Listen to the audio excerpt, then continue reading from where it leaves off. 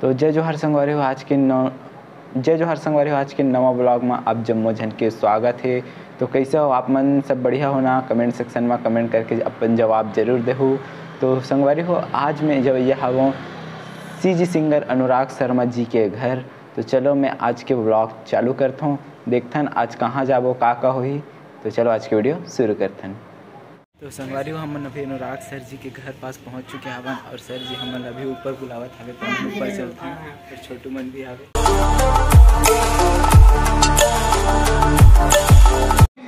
तो यहाँ पास चलत हवे रील से शूट।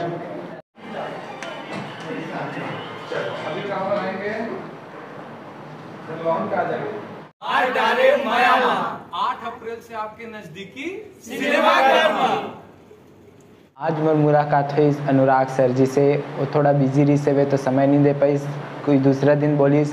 और वहाँ से निकल के मैं पहुँचा हमारे पद्मश्री से सम्मानित श्री अनुज शर्मा सर जी के घर, छालीवुड फिल्म सुपर स्टार जी के घर। तो वहाँ सर जी के घर गए से बहुत सारा पब्लिक आए भी रही से रील्स वगैरह शूट करे पर। सबसे मिले हो बहुत अच्छा लगी, सर जी से भी मिले हो बहुत अच्छा लगी। तो आज की वीडियो बस यहीं तक। कैसे लगी आज की वीडियो कमेंट सेक्शन में कमेंट करके बताओ।